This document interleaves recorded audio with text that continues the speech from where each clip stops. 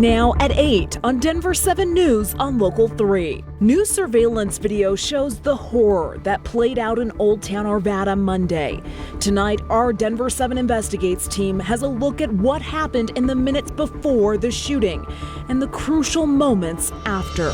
The rain has been coming down hard across the Front Range, and it's here to stay for the weekend. This cold front means a cool weekend and a wet weekend for Colorado.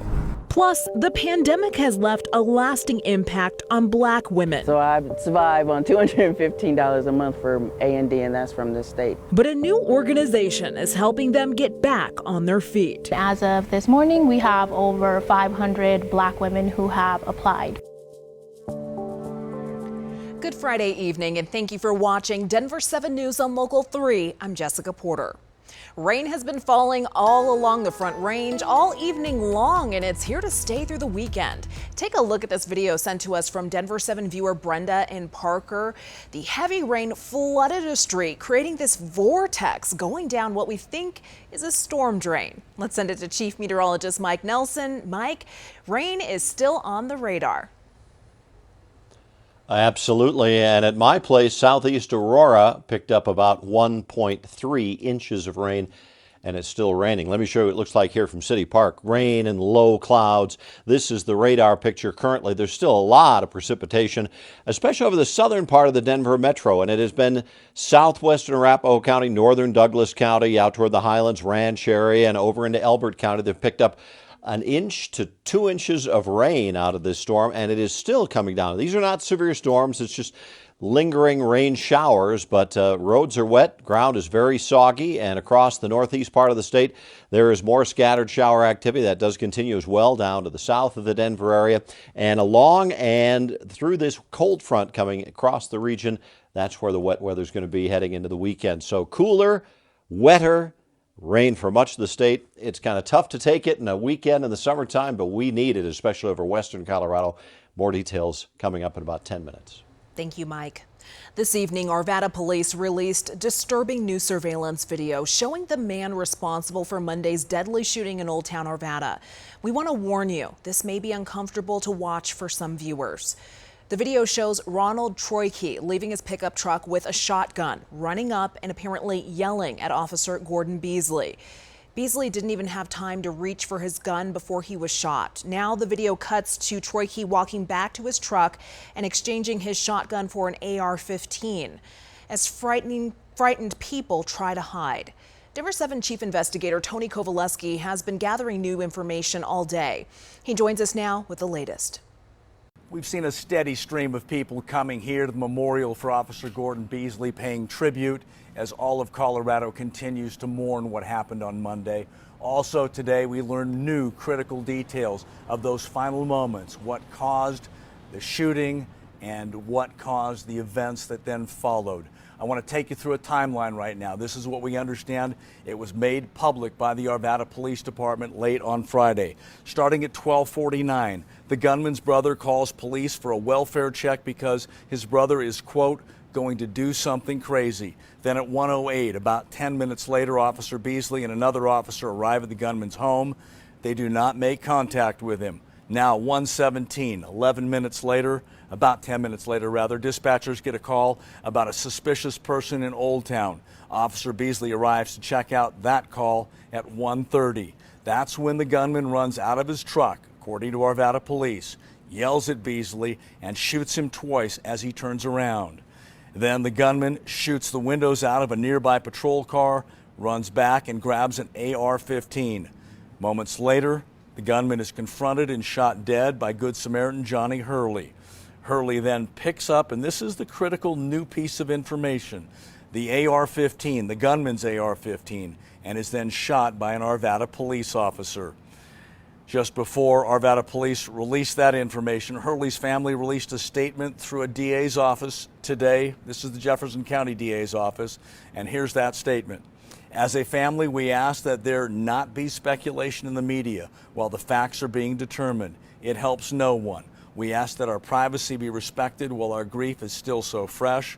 We ask that any media inquiries be directed to the 1st Judicial District Attorney's Office.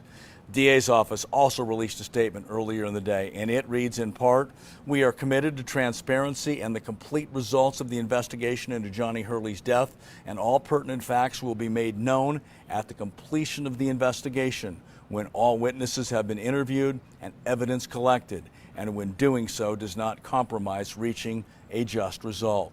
Also in the statement from the Arvada Police Department, this is important because it's a question of the motive. Why? Why did the gunman do what he did? This is part of a letter that they recovered on the scene.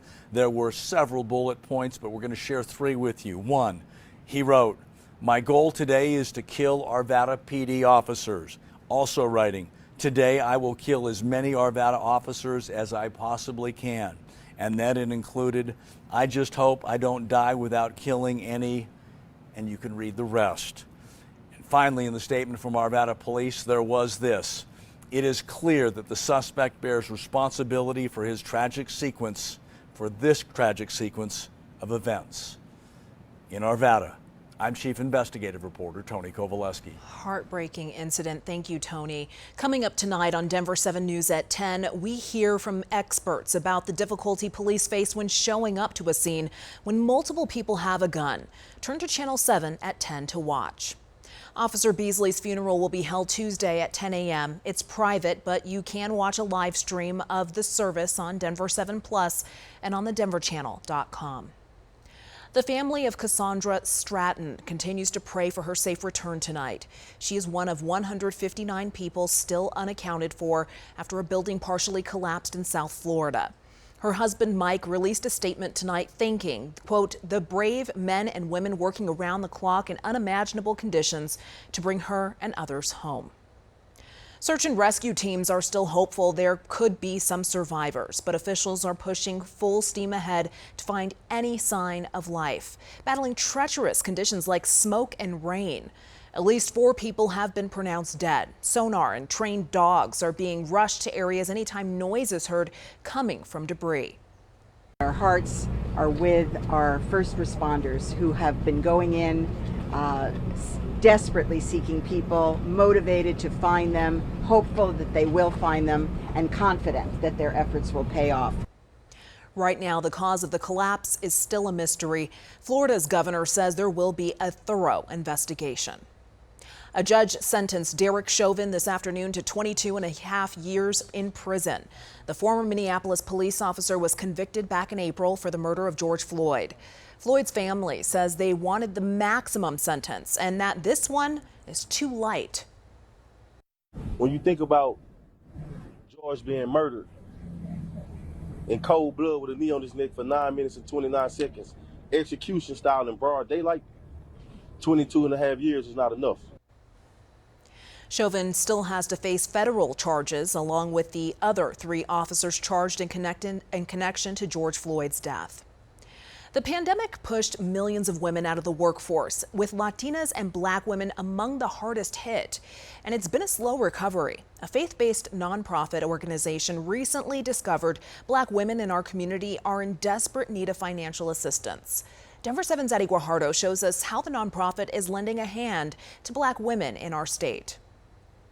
I'm a single mom, and having a 16-year-old son, you know, it's a lot. A lot of expenses for a mother on a fixed income. So I survive on $215 a month, and that's from this state. Lauren Hawkins says she lives day to day and does her best to stretch her money. I'm struggling, always barely, making ends meet. These stories are more common than expected. The pandemic disproportionately impacted minority communities and drove millions of women out of the workforce. A study conducted by UCLA found that at the end of 2020, Latinas and Black women had nearly double the unemployment rate of their white counterparts. We're finding out that it's not business as usual for a lot of Black women in our community due to the fact that they're behind on so many different payments, whether it's like rent, the car, childcare, school.